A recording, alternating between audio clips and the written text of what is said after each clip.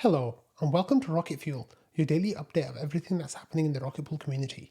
My name is Wack, today is December 23rd, and today's episode is going to cover a mega gargantuan humongous deposit into the deposit pool. That's absolutely amazing. We're also going to be talking about the first on-chain vote, maybe. After that, we're going to be talking about income and your staking rewards as income, and we're going to be talking about a whole lot more. So let's get started. 10, 9, ignition sequence start, 6.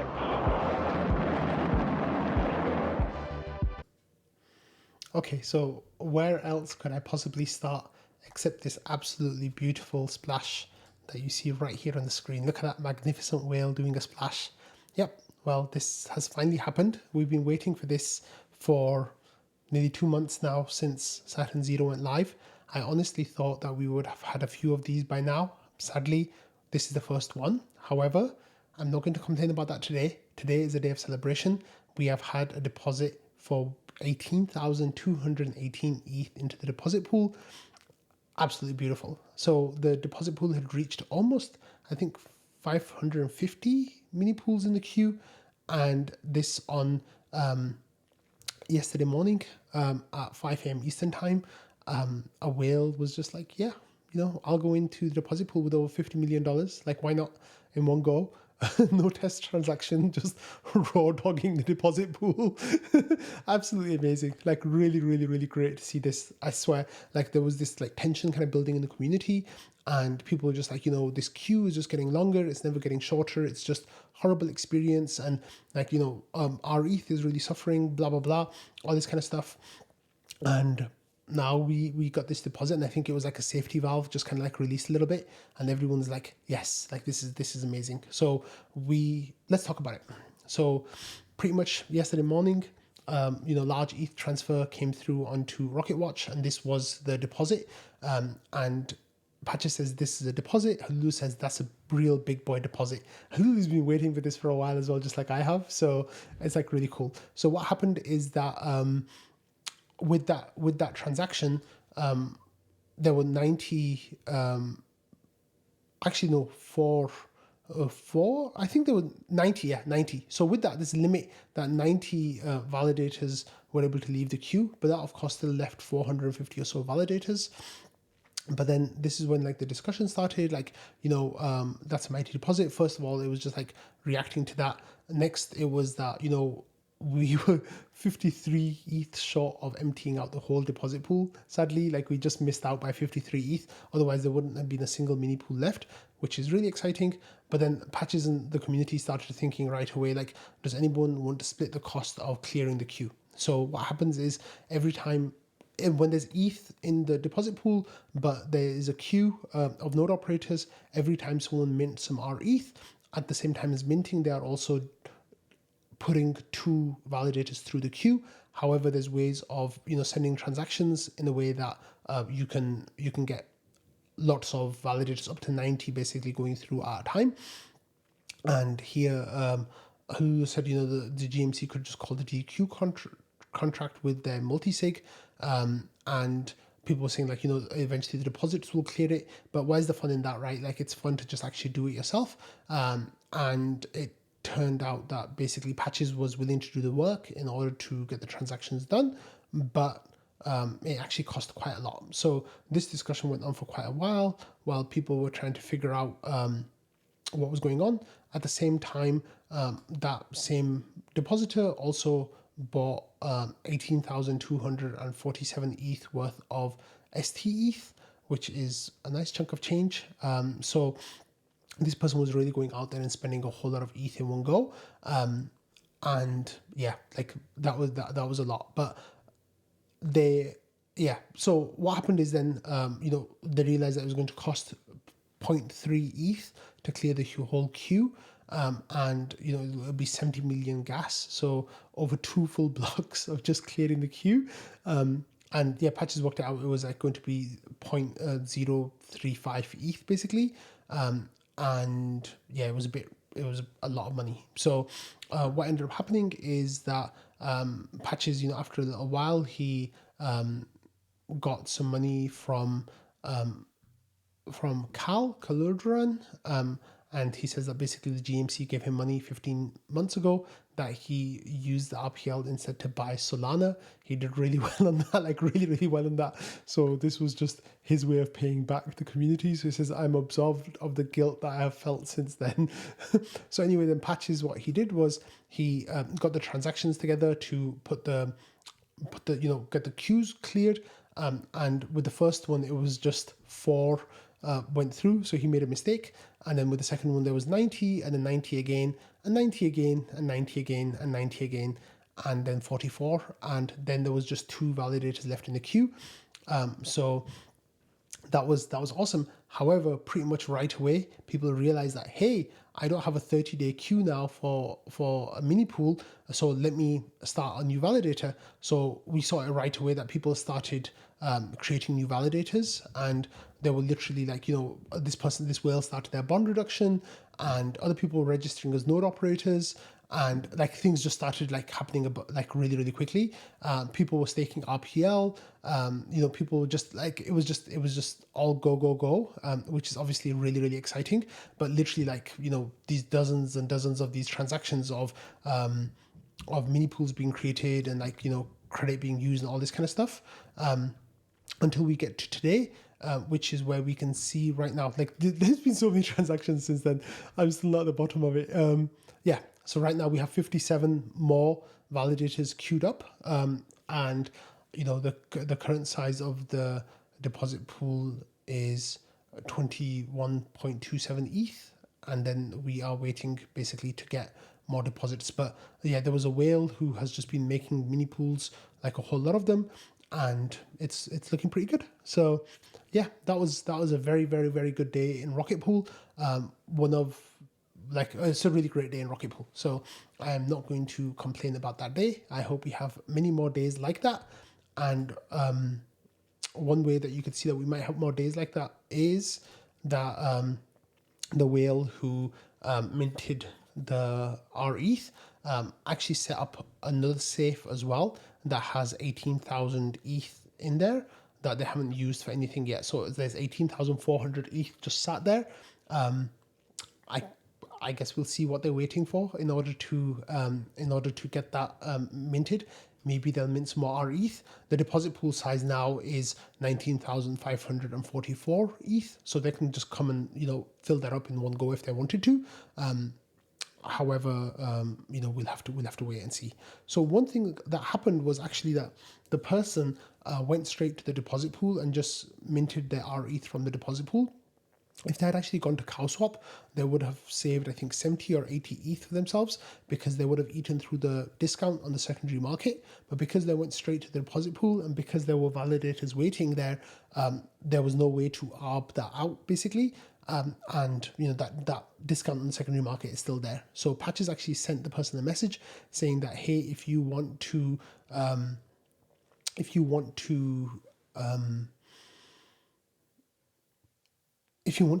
do this again, like if you want to buy more rETH, go to CowSwap instead of going to stake.rocketpool.net, because you would actually be able to arb that difference, and you'll be able to get your money. And let's look at this amazing stats for the dequeuing of the validators. So here, this chart I've shared with you before, this is Saturn queues. So the 2 queues that shows is like average queue length. So the total max queue length we reached was 580 validators, which is a lot of validators. And the max queue time we waited was 30 days. So that was actually 31 days. I think one of those validators was through for 31 days right there, before that went through. So yeah, this is actually a really nice chart, because it looks like a meme coin rug chart where the price goes up and up and up, and then all of a sudden it goes down to 0. Well, that's pretty much what happened. So this was really amazing to see. Like, honestly, I can't overstate just how great a day for Rocket Pool this was. Not just because of the fact that we got this big deposit, but just because of the fact that it shows us that Rocket Pool is still doing stuff, hopefully, and that good things are still happening for Rocket Pool. So that's really awesome, of course. Okay, next we have news of the first on-chain vote potentially being put forward to the community, and this is a post by Halulu, who put this yesterday on Sunday. So let's actually go and have a look at that post. So he says, on-chain vote, recurring spend for committee budgets. So he says, hello PDAO, so far we've relied on the team to execute funding for both management committees, that's the IMC and GMC. It says now we have the availability to vote on these directly, as well as the ability to make scheduled periodic payouts. In addition to testnet, this has been trialed by the IMC on mainnet through Bootstrap. Now PDAO on-chain voting governance is active. We should take advantage of it to remove the blocker from the team giving up some power. And it says, given that RPIP 10 says, specifies that MCs shall be fully reselected between 10 to 14 months from the last election, the suggestion is to base the schedule on the latest allowed timing, i.e. vote in payouts up to the latest possible award period the committee will have to be replaced by. If the IMC changes sooner, the funding will still be correct for the new incoming management committees, and existing payment contracts can also be modified through another vote if needed. The last election for the IMC ended on November the 10th, so we want to capture all payouts before January 10th of 2026. This would mean 13 payouts, and for the IMC then it means 8 payouts. So here's the contract. So contract name, recipient address, amount, period, and then it says 4,700 RPL, and this is for 13 periods. And then for the IMC it says payment contract 11,361 RPL, and this is for 8 periods. I thought they earned the same amount as the GMC, so I'm not sure how those numbers are worked out. Oh, but the full, there you go. So you can have a look at the full explanation of contract parameters. So I guess that's how you can see how it's worked out. And then, yeah, times 500 times 205. I'm not sure exactly how it works, but this is what it looks like. So the hard-coded constants are based on the following information.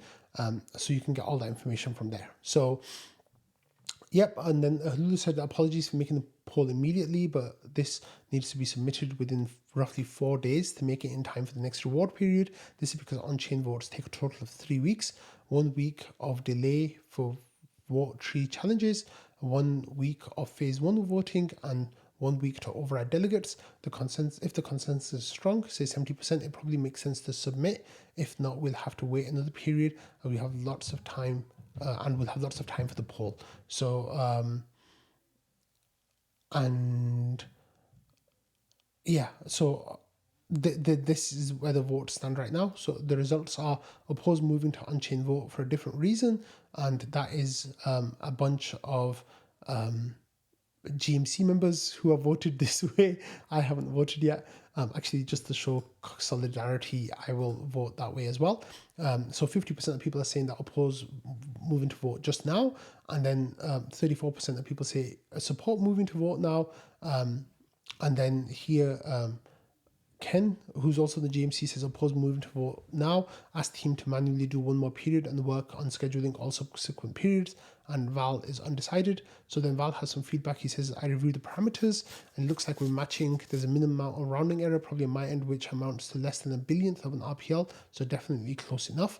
And Dr. Doofus here, the reason why the GMC members voted against it or opposed to it for now, Dr. Doofus says the GMC is working through some things and we'd prefer this waited another round. Very glad Halulu is thinking about doing the prep work though. So yeah, that's where the GMC stands with this. So this is really exciting that we're getting work done on the first on-chain voting.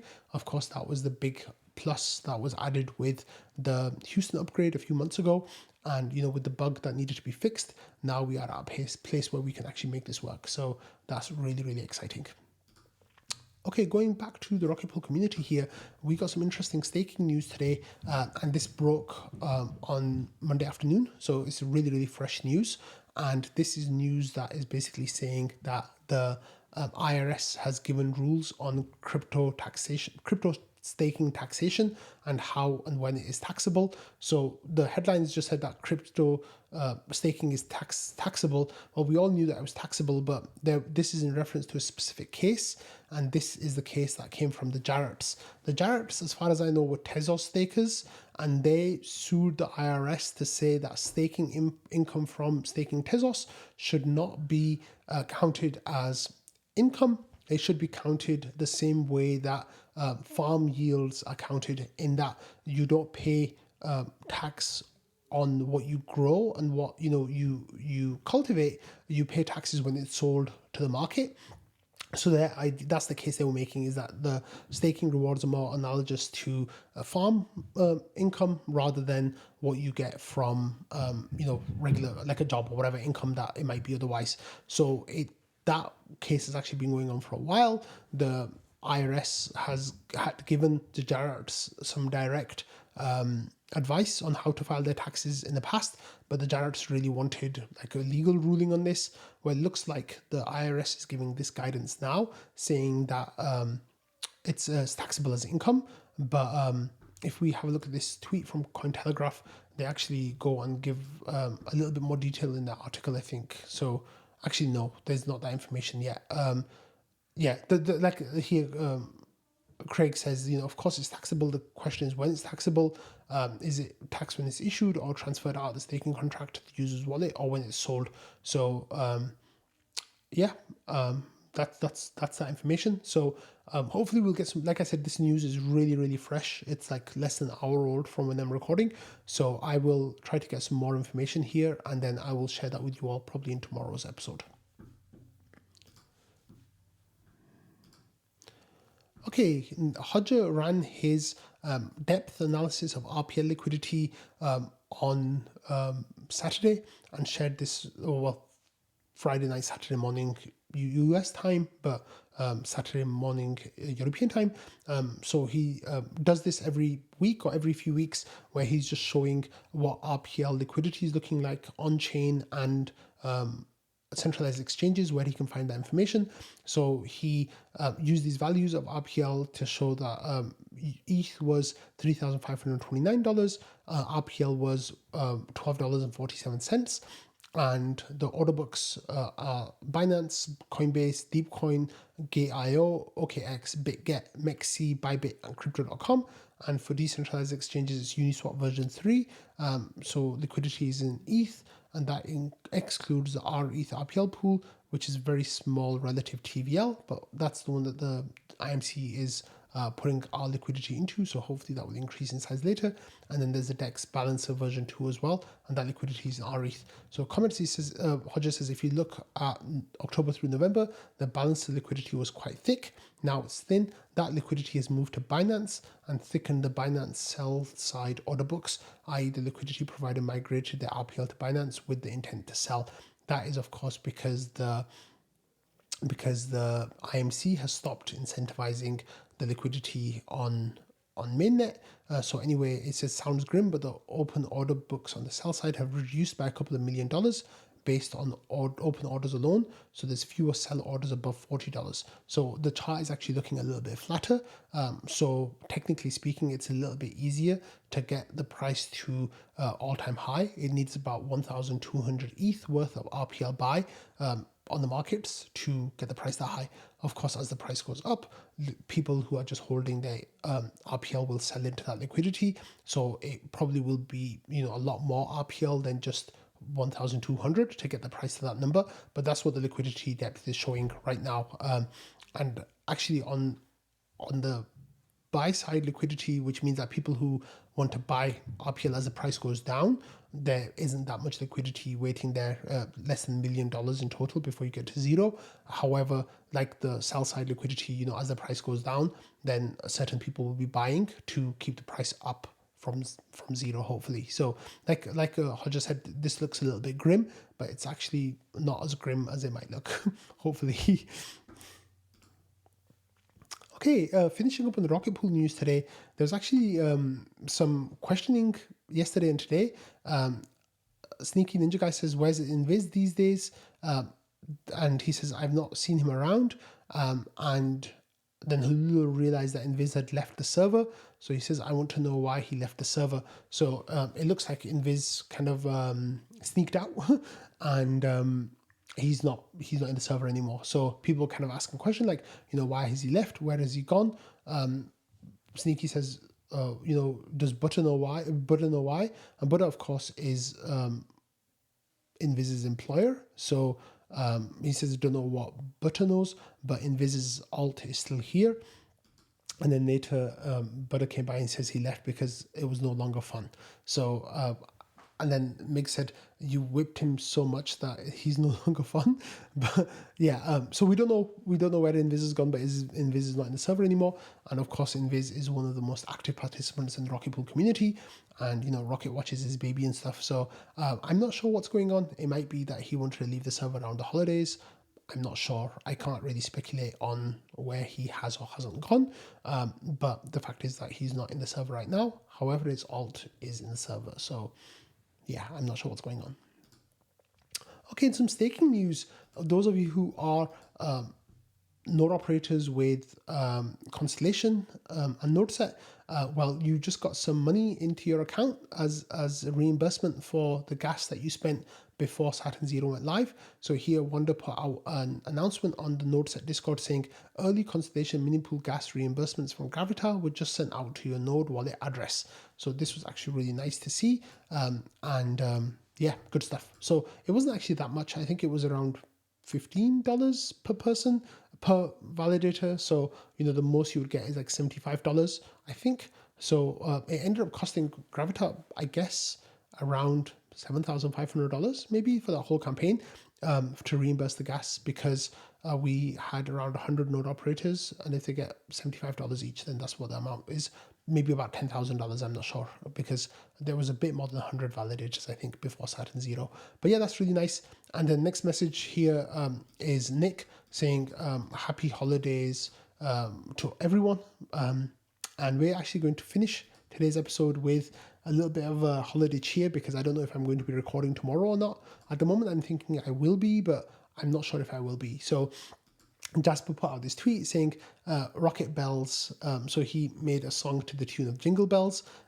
So Rocket Pool, staking all the way. Oh, what fun it is to stake and earn rewards today. Hey, I'm not going to sing it. So yeah, he talks about, the node queue being gone and how we're decentralizing Ethereum and how we build blocks, and rETH is on the rise. The protocol is taking flight, yeah, the queue's gone away basically, and we're decentralizing Ethereum today. So you can read that and sing along to Jasper's version, but I'm going to end the episode on that note. So thank you all for watching, listening, and being part of the Rocket Fuel community. If I don't record tomorrow, I hope you have happy holidays, but I will be back soon. Maybe if I don't record tomorrow, then Thursday. If I do record tomorrow, then maybe Friday or Thursday. I'm not exactly sure yet. But anyway, thanks everyone. And yeah, I got a new setup, so I'll talk to you guys about that later. But yeah, bye.